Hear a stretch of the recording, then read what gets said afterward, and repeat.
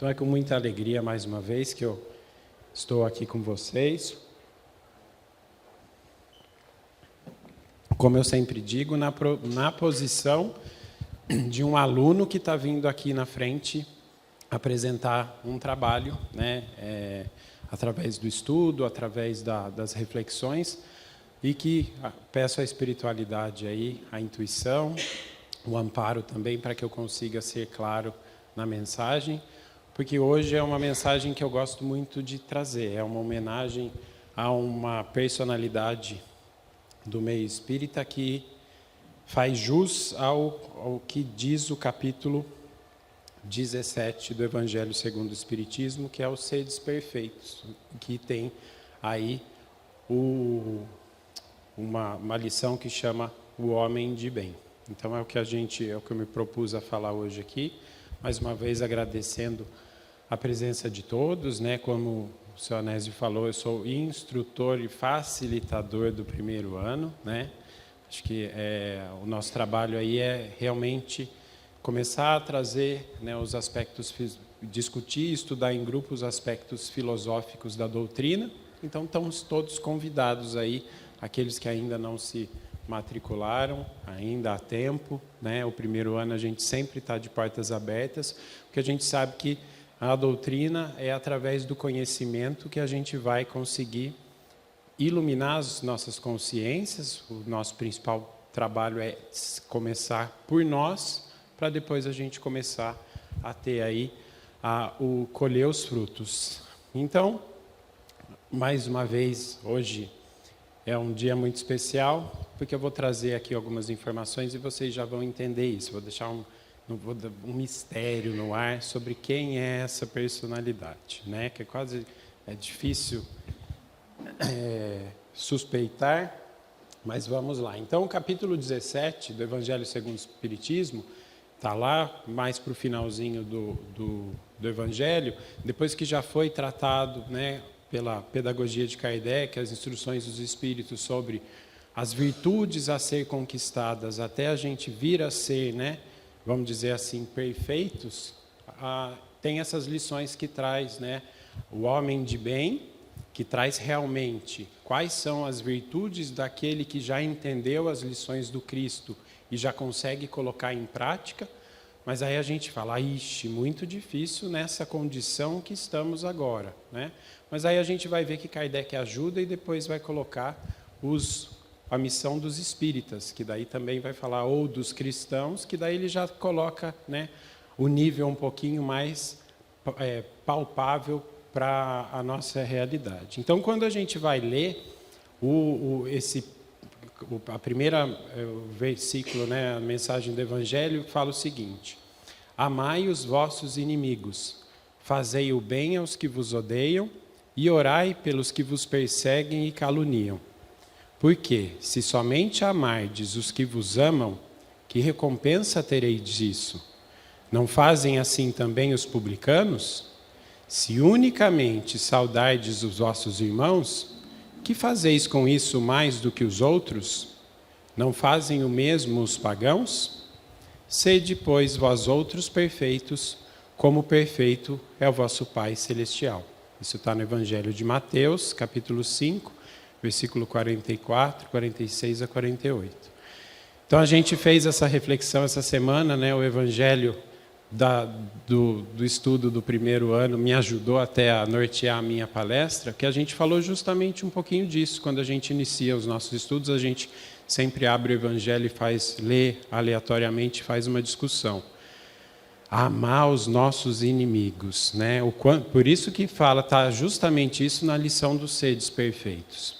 Para a gente ter condição de amar os nossos inimigos, significa que a gente já tem que estar num nível em que a gente consegue entender, né, o porquê estamos aqui, qual é realmente o objetivo de estarmos encarnados, o que realmente Jesus quis nos ensinar através das nossas das lições que ele trouxe para a gente. Então isso parece ser algo muito longe. E é o que a gente vai discorrer aqui um pouquinho hoje, né? A gente não pode desanimar, né?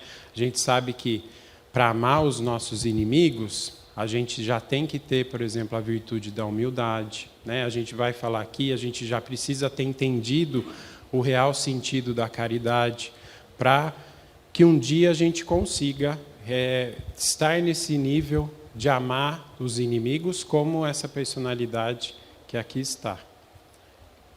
Tem lugar aqui na frente, viu, pessoal, para quem está chegando agora. Então, quando Jesus, né, no Evangelho de Mateus, traz essa reflexão, né, de amar os inimigos e de falar, sedes perfeitos como perfeito é o vosso Pai Celestial, talvez ele traz uma frase que naquela época a gente não conseguia entender, porque colocarmos numa posição de ser perfeito como é Deus, o nosso Pai, é algo que a gente sabe que é impossível, né? Deus é perfeito e não é possível ser perfeito como Ele, senão Ele não seria Deus, né? Mas o que Ele traz é essa questão, então, de uma perfeição relativa. Quando a gente fala do nível evolutivo, moral e intelectual em que estamos, né? A humanidade, no nosso patamar hoje, a gente deve entender essa perfeição realmente como uma perfeição relativa e que Jesus, ao falar isso, trouxe uma referência de que há um modelo, né? Então, em que consistiria essa perfeição relativa em que a gente precisa pensar? E Jesus o diz, em amarmos os nossos inimigos, em fazermos o bem aos que nos odeiam, em orarmos pelos que nos perseguem. Então, uma das coisas que a gente precisa começar a pensar é, por exemplo, hoje eu tenho inimigos. Existe alguém hoje do meu círculo de convívio em que eu considero como inimigo? Por que eu considero essa pessoa como inimigo? Então, assim, na leitura que foi trazida aqui pela juventude, numa das frases lá falam que as dores e as adversidades que a gente passa devem servir para nos acender a consciência, para entender assim, é aprendizado. O que está por trás por exemplo, dessa personalidade desse inimigo? Por que eu considero ele como um inimigo? O que ele fez para mim? O que ele fez para mim, se eu tivesse feito igual, eu sentiria a mesma coisa, né? Algo que ele fez que me machucou. Por que me machucou? Porque atingiu o meu ego, o meu orgulho, a minha vaidade? Porque a gente vai estudar aqui que o contrário, o oposto da caridade, é o orgulho e a vaidade. Então, a primeira coisa que a gente precisa entender, que para amar os nossos inimigos, e a gente pode extrapolar assim, amar os inimigos seria também, se fosse fazer já uma perspectiva individual, nós temos inimigos dentro de nós, que Joana de Ângeles, a psicologia profunda, pode chamar de sombras. Então, eu já sei quais são as minhas sombras, eu já sei quais são os meus defeitos, eu já sei aonde eu tenho que melhorar, porque é através da identificação desses meus sentimentos que eu sei que não são bons, que muitas vezes eu projeto no outro, e aí eu começo a chamar o outro de inimigo, sendo que o inimigo, muitas vezes, é o espelho que mostra para mim aquilo que eu preciso melhorar. Eu sei que isso pode parecer complexo, mas se vocês forem buscar na literatura, né, essa questão aí da psicologia profunda, a questão das sombras, né, ou que no meio espírita a gente fala também das más tendências, a gente vai conseguir, se a gente colocar a lupa, né, por que eu não gosto do Anésio? O que faz com que, quando eu chego perto dele, algo nele me incomoda? O que me incomoda nessa pessoa, muitas vezes é aquilo que eu preciso trabalhar e que eu, às vezes, ainda não abri o olho e eu começo a tratar isso de uma maneira só reativa. Então, fica essa dica, né? Então, quando Jesus fala, né, em amarmos os nossos inimigos, em fazermos o bem aos que nos odeiam, em orarmos pelos que nos perseguem, nos mostra desse modo que a essência da perfeição é a caridade na sua mais ampla acepção, porque implica a prática de todas as outras virtudes. E aí a gente vai ver o porquê. E aí, olha lá, Eu costumo falar que durante as palestras do ano, durante as nossas conversas, a gente vai dando as questões do Enem, do Portal da Luz, que no final do ano tem uma prova, né, do grupo de estudos para passar de ano, né?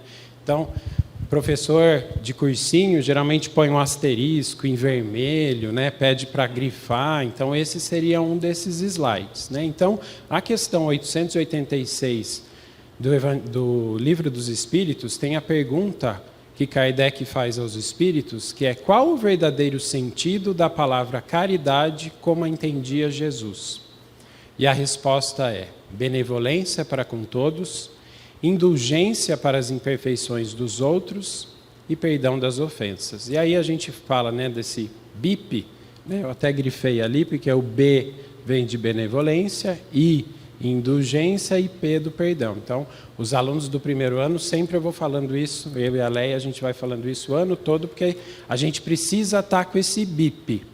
E no BIP, no sentido assim, estou passando por uma dificuldade, estou numa briga, estou numa desavença, é para o BIP apitar na nossa consciência. Opa, espera aí, hoje eu já tenho condições de talvez não ser tão reativo, talvez essa pessoa que está me agredindo esteja passando aí por uma situação difícil também, vou tentar ser indulgente, a gente vai entender o significado da indulgência, talvez ele precise de ajuda, assim como eu, no momento de dificuldade que eu estou reativo, também vou precisar, né? Então, Kardec daí tem um comentário: o amor e a caridade são o complemento da lei de justiça, pois amar o próximo é fazer-lhe todo o bem que nos seja possível e que desejaríamos se nos fosse feito. Tal o sentido dessas palavras de Jesus: amai-vos uns aos outros como os irmãos, né?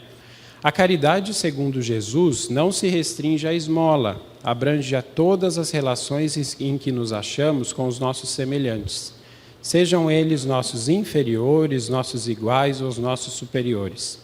Ela nos prescreve a indulgência, porque de indulgência precisamos nós mesmos. E a gente vai olhar o significado disso no dicionário. E nos proíbe que humilhemos os desafortunados, contrariamente ao que se costuma fazer. Apresente-se uma pessoa rica e todas as atenções e deferências lhe são dispensadas. Se for pobre, toda a gente como que entende que não precisa preocupar-se com ela. No entanto, quanto mais lastimosa seja a sua posição, tanto maior cuidado devemos pôr-lhe em não aumentarmos o infortúnio pela humilhação. O homem verdadeiramente bom procura elevar aos seus próprios olhos aquele que lhe é inferior, diminuindo a distância que nos separa. Então, quando a gente vai olhar as características do homem de bem, o verdadeiro, né, o homem verdadeiramente bom, ele vai olhar a essência das pessoas, independente, né, da posição em que ele que está, e se colocando realmente à disposição para ajudar, sem julgar, com justamente o BIP em alerta. E aí, nesse texto, na última frase, ele fala ali que é os elementos da verdadeira caridade. Então, quando a gente vai ver o BIP, tem lá o benevolência. Vamos ver o que significa benevolência no dicionário. Boa vontade em relação a outra pessoa, bondade. Qualidade de quem expressa tolerância, de quem perdoa com facilidade. De natureza boa, benévola, que trata alguém com bondade e que expressa essa bondade. Característica ou particularidade de benevolente, bom, benigno, tolerante. Então, ser benevolente não é ser bonzinho, né? É realmente aqui, olha que qualidade de quem expressa tolerância, de quem perdoa com facilidade. Então, se a gente pegar lá o amai os nossos inimigos, eu sou hoje, consigo ser benevolente com aquele que me agride, no sentido de que eu entendo, né? Estou sendo aqui tolerante com o que está acontecendo, por que você está falando, né? E não vou ter mágoa, vou perdoar com facilidade, né? Então, por isso, quando a gente fala lá, né, dos seres perfeitos, é um caminho, né, a ser perseguido, a ser alcançado. Indulgência. facilidade para perdoar os erros cometidos pelos outros, clemência, demonstração de perdão a um castigo, a uma pena, a uma ofensa. Então, também indulgência, entendendo que todos nós erramos e precisamos do perdão e do entendimento das pessoas. Então, também tenho sido indulgente com aqueles que me agridem ou que eu não concordo, né? Abnegação, ação contrária ao egoísmo, desapego completo de suas próprias vontades em função de uma outra pessoa, causa ou ideologia, altruísmo. Então, também os elementos da verdadeira caridade é aquele que já consegue sair de si para ir em direção ao outro, né? E devotamento é ação ou efeito de devotar ou de devotar-se, dedicação, grande empenho. Então, o convite no Evangelho de Jesus a nós é que a gente consiga entender esse significado da caridade na sua essência, né? Benevolência, indulgência e do perdão, que a gente também consiga os elementos da verdadeira caridade, se entregar para essa causa com esforço e com vontade, né? E com com essa abnegação de sair de mim, porque hoje, na situação em que a gente está ainda muito voltado ao que é nosso, aos nossos, querendo às vezes, né, fazer mudança no mundo, sendo que a gente não está ali. Por exemplo, vamos abrir um parênteses aqui, vocês estão me vendo com a camiseta da Fraternidade Sem Fronteiras. É uma autocrítica, tá bom, que eu vou fazer agora. É muito, talvez fácil, ajudar, é a caridade material, né? A gente fazer um apoio a uma instituição que ajuda no mundo inteiro as pessoas através dessa caridade, mas eu estou fazendo o meu dever de casa também, que é a minha caridade, dentro da minha casa, dentro do meu grupo de trabalho no Centro Espírita, dentro do meu grupo de estudo, dentro do meu ambiente de trabalho, dentro do meio social onde eu estou. Porque é exatamente isso. Nós temos que ajudar a todos. É a fraternidade universal, independente de religião, né, e de crença. É amar entendendo que somos todos irmãos. Mas eu não posso esquecer de olhar dentro de casa também, dentro dos nossos, como que está essa relação dessa caridade. Tá bom? Porque senão chega no momento que a gente entra em conflito, né? Eu faço tudo para os outros, para longe, mas e para mim, né? Então também tem esse ponto, a caridade individual, né? Também olhar-nos com alto amor e nos acolhermos e nos ajudarmos, ajudar quem está próximo da gente e os outros, chegando num ponto em que a gente vai estar todo mundo, né, nessa comunhão, nessa fraternidade. E acredito que o dia que a gente chegar nisso, o planeta consegue mudar de categoria realmente de provas e expiações para o mundo de regeneração. Então é um parênteses importante, mas para que a gente realmente faça a nossa parte. A gente sabe que quando a gente está falando aqui da caridade, a gente tem que colocar isso em todas as situações que a gente está vivendo no dia a dia. E aí o Evangelho, ele trata aqui, né, quando começa a falar então do homem de bem, o verdadeiro homem de bem é aquele que cumpre a lei de justiça, de amor e de caridade, que é uma das leis divinas, na sua maior pureza. Se ele interroga a consciência sobre seus próprios atos, a si mesmo perguntará se violou essa lei, se não praticou o mal, se fez todo o bem que podia, se desprezou voluntariamente alguma ocasião de ser útil, se ninguém tem o que queixar dele. Enfim, se ele fez a outrem tudo o que desejara que lhe fizesse. Então, nesse primeiro parágrafo do Evangelho segundo o Espiritismo, que fala do homem de bem, é justamente aquele que faz aos outros o que gostaria que fosse feito para ele e que ele já está desperto no sentido de que já entendeu a lei divina da lei de justiça, de amor e de caridade. Santo Agostinho traz, na questão 919 do Livro dos Espíritos, uma receita de como ele fez isso durante a sua vida. Então fica também a tarefa dos irmãos de olhar como Santo Agostinho conta que como conseguiu chegar a esse ponto de interrogar suas consciências todo dia, no fim do dia, se tinha alguém que tinha algo que poderia não ter feito mal. Então está lá a questão, nota aí 919 para vocês lerem. Mas a personalidade que eu trago hoje, que é a representação do homem de bem, como o Evangelho traz pela sua trajetória nas diferentes encarnações, é o nosso querido Dr. Bezerra de Menezes.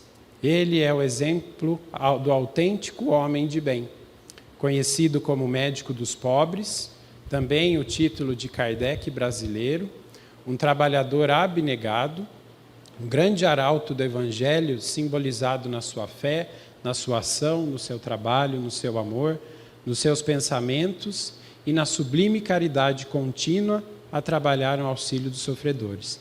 Existem diversos livros que trazem a biografia do Dr. Bezerra de Menezes. Recentemente saiu um, eu nem trouxe ele hoje, mas ele é deste tamanho, assim, de grossura, porque é realmente uma pesquisa biográfica extensa que vai falar sobre cada documentação, tudo que tem disponível do Dr. Bezerra. Então, dentro desse livro, inclusive, tem fotos, documentos, que vocês vão entender a magnitude desse trabalhador do Cristo, no sentido de já ter completado o trabalho de ser o verdadeiro, cristão, em essência, de abnegação absoluta em favor do próximo, e o quanto ele ainda continua trabalhando conosco. Então, no início desse livro aqui, traz justamente que quando existe aquela parábola do semeador que sai a semear e que depois vai colher os frutos, os bons frutos, os bons grãos que deram os frutos, Dr. Bezerra é esse exemplo. Através da sua história de vida, ele demonstrou o entendimento da verdadeira caridade, das leis de Deus, e colheu e continua semeando o amor por onde passa. Então, existe vocês tem alguns livros que eu vou trazer aqui, algumas referências. Esse texto aqui é um capítulo que chama Dr. Bezerra de Menezes, que está no livro Brasil, Coração do Mundo, Pátria do Evangelho, que traz justamente qual era a missão do Dr. Bezerra ao vir à Terra. Então, neste livro que traz aí os bastidores do plano espiritual, da preparação do Brasil para ser o coração do Evangelho, tem então a fala de Ismael, que é o espírito protetor do Brasil, conversando com o Dr. Bezerra de Menezes. Descerás às lutas terrestres com o objetivo de concentrar as nossas energias no país do Cruzeiro, dirigindo-os para o alvo sagrado dos nossos esforços. Arregimentarás todos os elementos dispersos com as suas dedicações de teu espírito, a fim de que possamos criar o nosso núcleo de atividades espirituais dentro de elevados propósitos de reforma e de regeneração. Não precisamos encarecer aos teus olhos a delicadeza dessa missão, mas, com a plena observância do Código de Jesus e com a nossa assistência espiritual, pulverizarás todos os obstáculos à força de perseverança e de humildade, consolidando os primórdios de nossa obra, que é a de Jesus no seio da pátria do seu Evangelho. Se a luta vai ser grande, considera que não será menos que a compensação do Senhor, que é o caminho, a verdade e a vida. Então imagine que antes de vir a reencarnar com essa missão de agrupar os elementos necessários para a consolidação do Consolador prometido no Brasil, a responsabilidade que o Dr. Bezerra de Menezes tinha e a preparação que já tinha, mas também aqui a mensagem era: nós sabemos que não vai ser fácil, mas estaremos juntos, apoiando e inspirando para que tudo dê certo. E a gente vai ver que realmente deu certo. Havia em toda a Assembleia Espiritual um divino silêncio. O discípulo escolhido nada pudera responder com o coração palpitante de doces e esperançosas emoções, mas as lágrimas de reconhecimento lhe caíam copiosamente dos olhos. Glória a Deus nas alturas e paz na terra aos trabalhadores de boa vontade. Daí a algum tempo, no dia 29 de agosto de 1831, em Riacho do Sangue, no estado do Ceará, nascia Adolfo Bezerra de Menezes, o grande discípulo de Ismael, que vinha cumprir no Brasil uma elevada missão. Então, esse aqui é um trecho do capítulo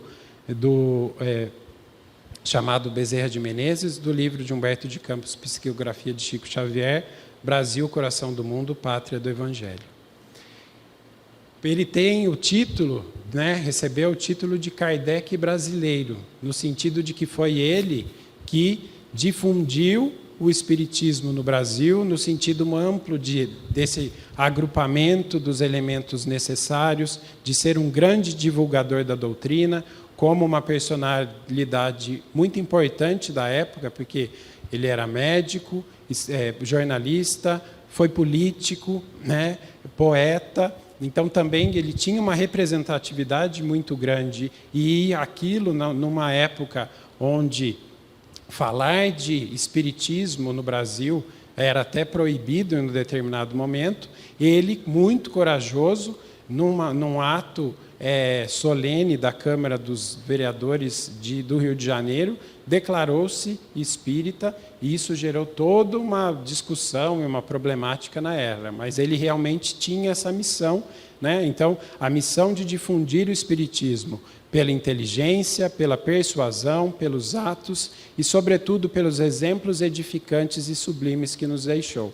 Então, ele era aquele que o que ele falava, ele não precisava nem muitas vezes falar, os seus atos, as suas ações, as suas atitudes demonstrava a grandeza e a nobreza da consonância com os ensinamentos do Cristo. Então, ele tinha uma fé viva, um desprendimento, amor pelos semelhantes, o espírito missionário, então um patriota, médico, homem de cultura e ação, jornalista, político e escritor.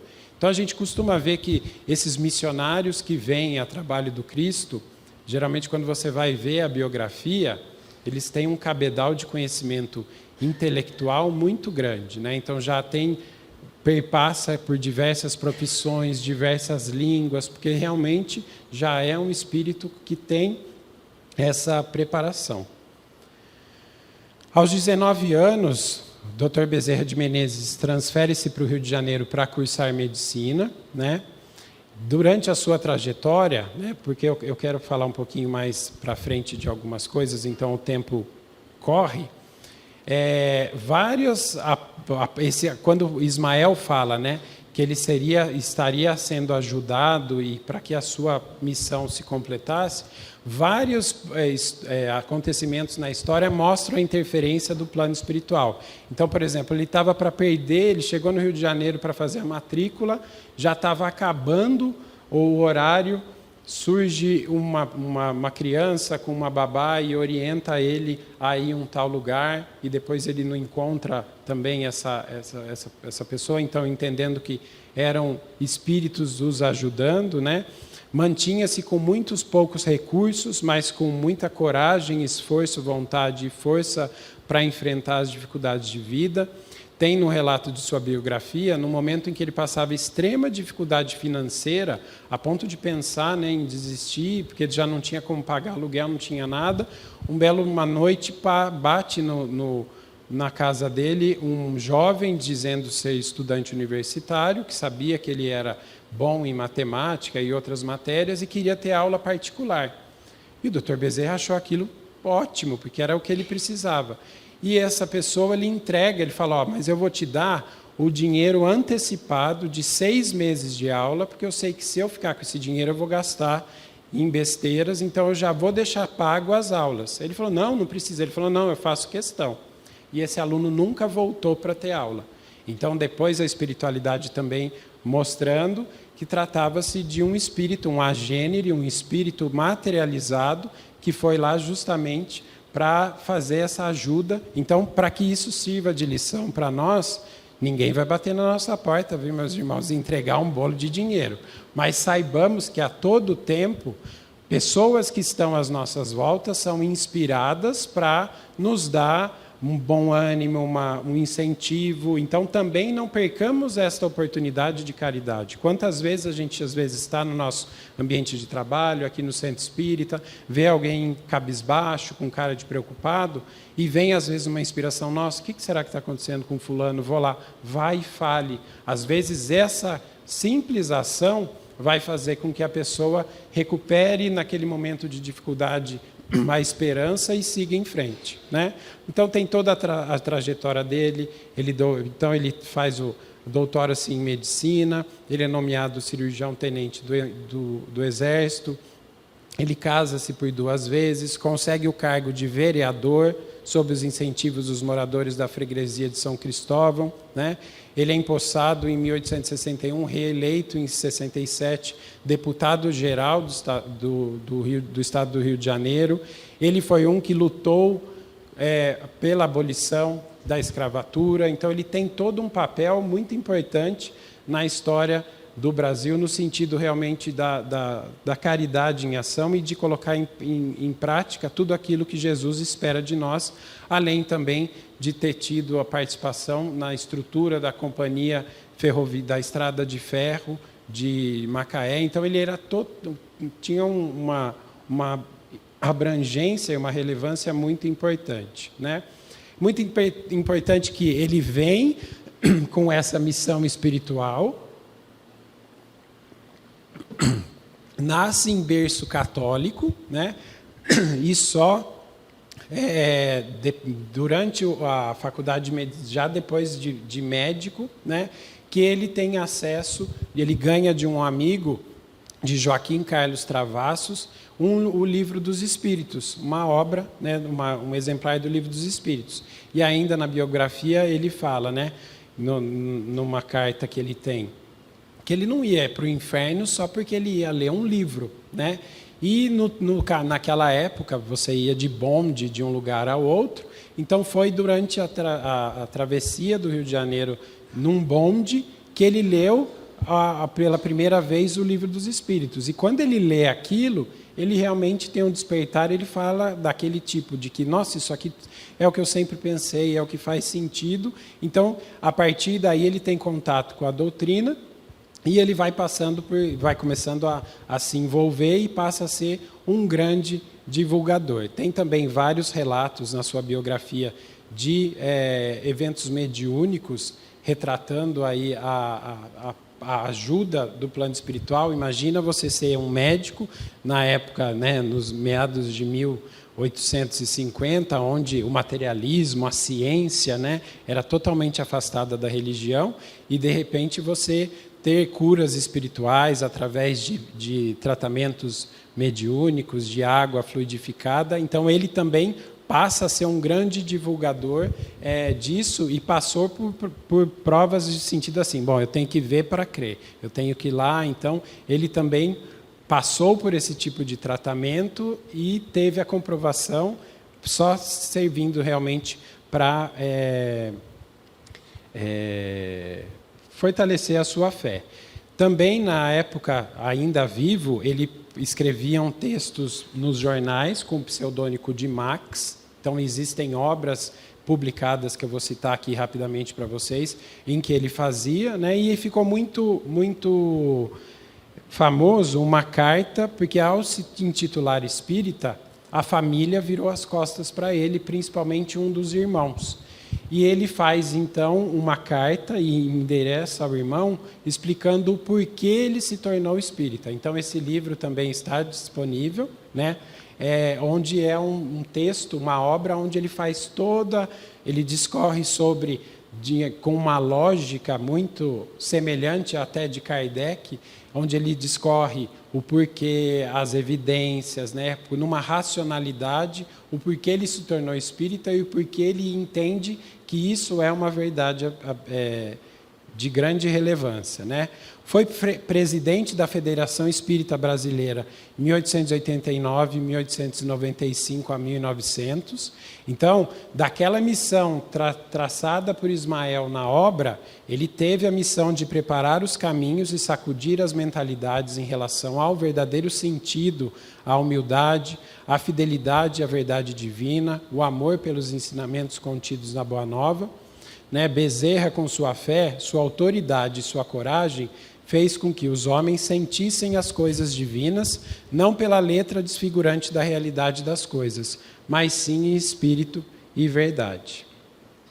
Seu espírito, porém, pairava sempre acima dos bens efêmeros do mundo, tanto isso é verdade que, dispondo de todos os elementos para reconquistá-los, mostrou a todas as horas a sua completa indiferença para se dedicar única e exclusivamente ao exercício do seu sacerdócio médico e repartir a caridade por todos os infelizes.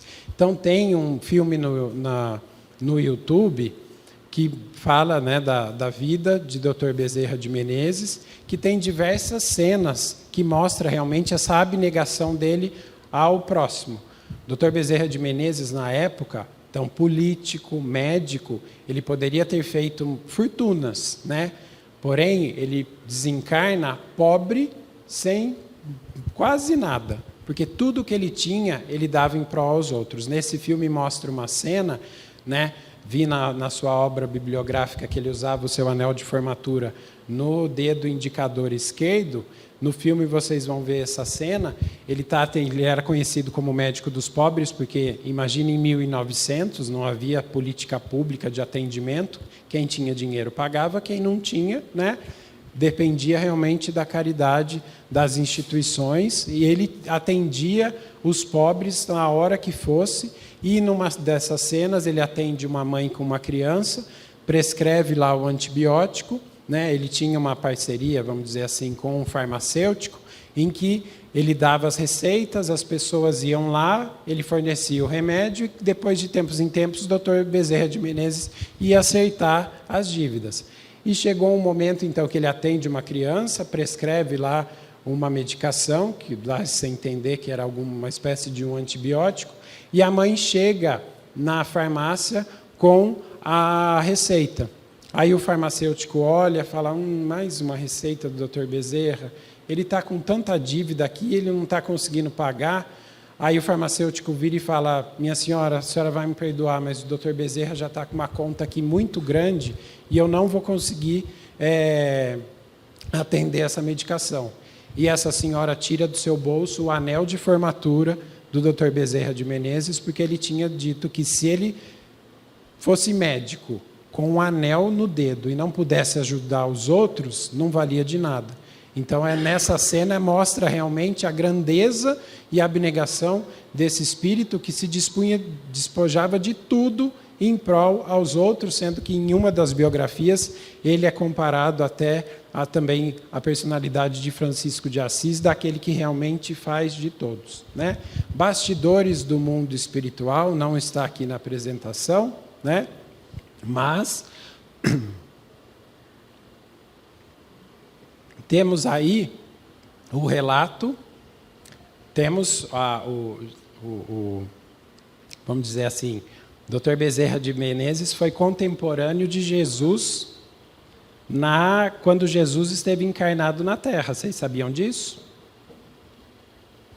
Tinha um cobrador de impostos que era muito severo na época de Jesus, que chamava Zaqueu, que tem lá a história que conta que quando Jesus foi passar, Zaqueu subiu num sicômoro, que é uma árvore da região, para ver Jesus, porque ele também tinha ouvido falar de Jesus. E aí ele sobe, né, que diz que o Zaqueu era baixinho, então ele subiu, né, na árvore, e Jesus passa, olha para ele e fala, Zaqueu, hoje eu vou jantar na sua casa, né? E então esse encontro com Jesus transforma esse cobrador de impostos, né? E a partir de então, em diversas reencarnações, ele foi evoluindo, né, a ponto de chegar a ter, vocês imaginam isso, a ponto de chegar a ser um trabalhador do Cristo, de que no plano de evangelização de almas no planeta, ele ser escolhido para ser um dos seus, vamos dizer assim, generais que iriam realmente fazer uma missão. Então, isso serve de exemplo para que todo dia a dia da gente ter esse encontro com Jesus e começar a mudar a nossa vida e não nos deixar aí inconscientes da nossa missão aqui, que nós estamos aqui para ser melhores e para também sermos trabalhadores do Cristo, né, co-criadores com Deus dentro da nossa pequena esfera. Então, é aquilo que eu falo, eu posso ser um Dr. Bezerra de Menezes dentro da minha casa, no meu trabalho, no centro espírita, né, deixando o ego e o orgulho de lado e fazendo tudo em prol do outro abnegado. Aqui tem a relação das obras que Dr. Bezerra fez, então, se os irmãos colocarem, vão na internet, vão conseguir ver os livros disponíveis, que ele não são livros psicografados, são livros que ele mesmo escreveu, né? E ele continua sendo um trabalhador do Cristo, né? Então, no plano espiritual, já liberto da grosseira roupagem carnal, segue com amor pela humanidade em geral, especialmente pelos que se acham sobre o guante das dores e misérias físicas e morais aqui na Terra e no espaço, né? Então, existem diversas obras mediúnicas da psicografia de Humberto de Campos, de Chico Xavier, que traz a atuação de Dr. Bezerra de Menezes. Hoje, se o Domingos estivesse aqui, eu ia pedir para ele cantar o hino do Dr. Bezerra de Menezes no final, que faz um resumo, né, de toda a sua história. Temos vários relatos, não vai dar tempo de eu contar aqui, porque eu quero ir para um segundo slide aqui, mas, por exemplo, um dia, eu falo que não vou contar, mas eu conto, né?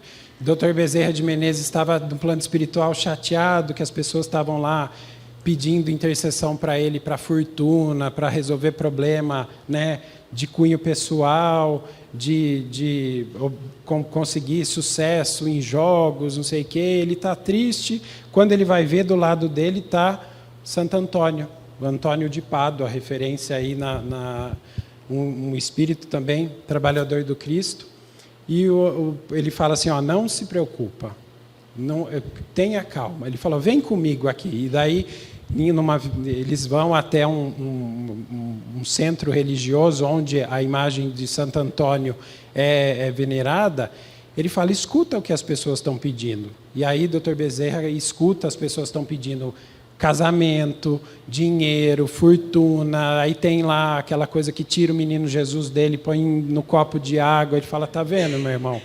A gente tem que ter paciência. E aí o que o Santo Antônio de Pádua fala dele, para Dr. Bezerra, é não desanime, continue trabalhando. Ajuda com todo o amor, consciente que o Cristo é mestre da humanidade e que o Evangelho, acima de tudo, é obra de educação. Então, no momento certo, as pessoas despertam para o real sentido, né, dessa ligação. No livro Voltei, Irmão Jacó, então também mostra caravanas, né, de missionários que tem entre eles Caibaixu, Dr. Bezerra, todos trabalhando, né? Então aqueles que acham que vou ser bom agora para descansar depois, sinto-lhes dizer, nós continuaremos conscientes e despertos das nossas responsabilidades, nós vamos pedir para trabalhar em prol do Cristo. Tem também aqui na Ação e Reação, no livro, na obra de André Luiz, episódios que mostram aí a interferência e o trabalho de Dr. Bezerra de Menezes, né? Nós sabemos, por exemplo, quando a gente vai buscar centros espíritas, diversos locais, tem a referência, né? Aqui o médium é orientado por Dr. Bezerra de Menezes. Então, ele já é um espírito que ele tem já uma falange que trabalha com ele, por isso que em diversos locais, ao mesmo tempo, também você tem trabalhadores que se denominam como trabalhadores de Bezerra de Menezes, porque então já é uma falange de tratamento, né? E de ação em prol do Cristo, né? Vamos aqui seguir. E é isso que eu queria contar para vocês, porque eu tenho visto bastantes profissionais da área da saúde vindo ao centro espírita, procurando a nossa casa, e vocês não podem deixar de conhecer a Associação Médico Espírita, que quando eu falo médico espírita, ela não é só para médicos, ela é para qualquer profissional de saúde e sociedade em geral. Um dos pilares também da missão de Dr. Bezerra de Menezes, que daí nomeada posteriormente a doutora Marlene Nobre, é realmente trazer esse conhecimento da medicina espiritual para a Terra, né? Então, a missão da AME Brasil tem como finalidade o estudo da doutrina espírita e da sua fenomenologia, tendo em vista suas relações, integração e aplicação nos campos da filosofia, da religião e da ciência, em particular da medicina, procurando fundamentá-la através da criação e realização de estudos, experiências orientadas nessa direção. Então, nós já passamos pelo momento em que a vinda do Consolador Prometido trouxe as claridades e as realidades espirituais e a relação do plano espiritual com a Terra, com a matéria. Nós já temos uma grande seara de curas espirituais, né, curas entre, vamos dizer assim, e a atuação da medicina espiritual com os corpos. Então, vamos dizer, aqui nós mesmo na nossa casa, a gente tem tratamento espiritual, tem a fluidoterapia, e a gente sabe que isso tudo traz benefícios na nossa saúde. Então, a missão da Associação Médico Espírita é: vamos buscar evidências científicas e colocar isso em dados e trabalhos para realmente fazer com que isso se multiplique, né, e entre nesse conhecimento. E não é à toa que nos últimos 10 anos a publicação sobre saúde e espiritualidade no meio acadêmico, cada ano só aumenta, né?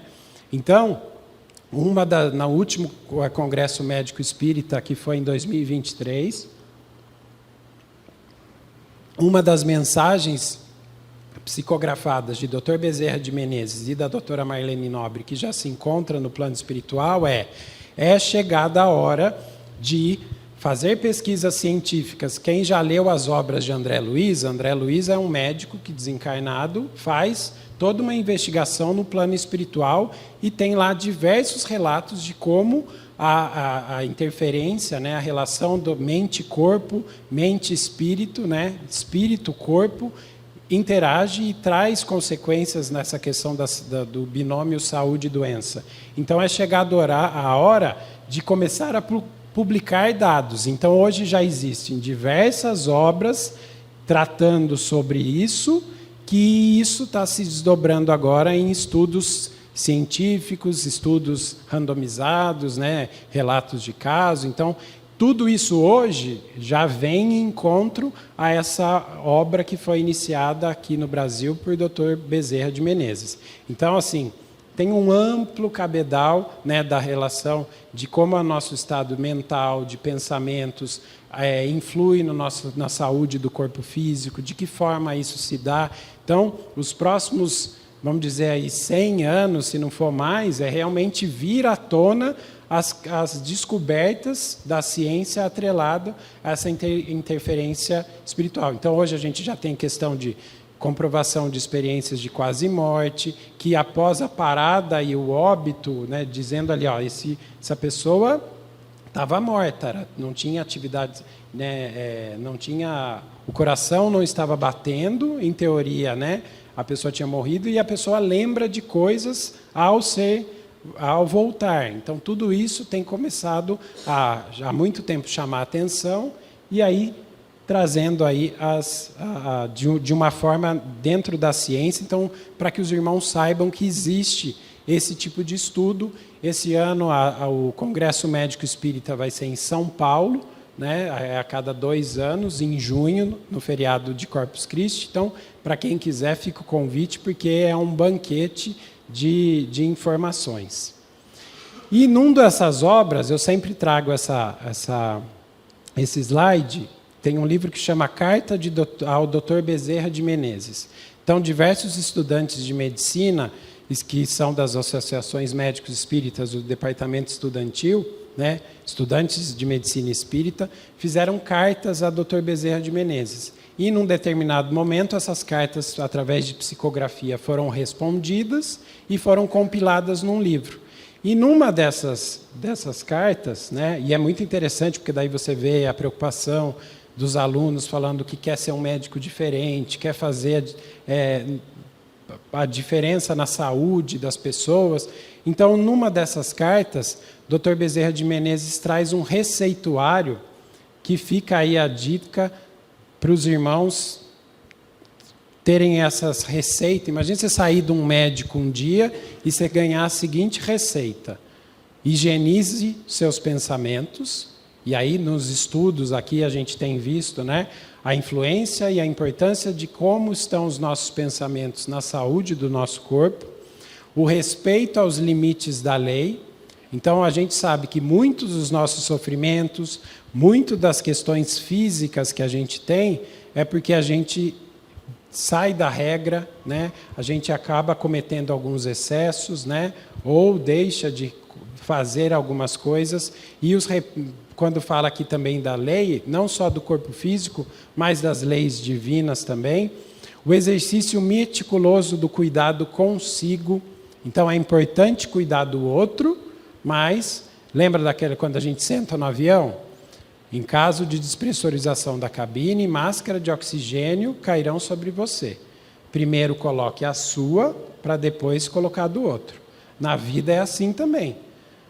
Para que eu consiga ajudar o outro, eu preciso também estar bem. Ah, André, mas você acabou de falar de abnegação, que eu tenho que esquecer de mim e ir para o outro. Não é, não tem. Vamos entender que assim, cada um dá o que tem. Para eu dar alguma coisa boa, eu também preciso estar bem, né? Então, a gente não pode esquecer disso. Por quê? Às vezes a gente cai nesse ciclo de esquecer do auto-amor, do auto-perdão e só olhar um pouquinho para o outro. Então, é importante esse olhar para nós também. O respeito ao outro enquanto diferente e, ao mesmo tempo, irmão. E a busca persistente do cumprimento da lei de amor. Então, essa aqui é uma das receitas que o Dr. Bezerra de Menezes, médico, né, espiritual e que sábio das leis divinas e trabalhador do Cristo, deixa para nós, para que a gente, como uma receita do bem viver, que a gente não esqueça disso, né? Dos pensamentos, quais são os pensamentos que hoje estão na minha cabeça, na minha mente, mais recorrentes. Por que esses sentimentos, às vezes, esses pensamentos tristes, né? Esses pensamentos de menos-valia? Então, vamos começar a olhar os nossos pensamentos e higienizar. Colocar, Joana de Ângeles traz que, para cada pensamento ruim que a gente tenha, que a gente começa a substituir por um bom.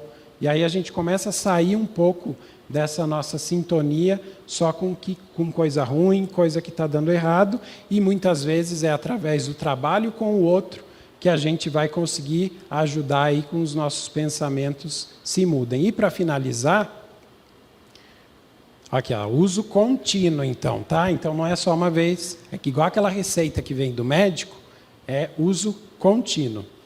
E para finalizar esse trecho dessa mensagem que está no livro Ceareiros de Volta, do Espírito, publicado por Valdo Vieira, por diversos espíritos. Então, tem uma mensagem do Dr. Bezerra de Menezes que chama Caridade em Marcha. Olha lá, então, como é que a gente vai começar e sair daqui lembrando como que a gente pode ajudar e fazer a caridade. O espírita cristão será sempre um homem de instrumentos diversos que busca desempenhar funções multiformes segundo as injunções em que vive.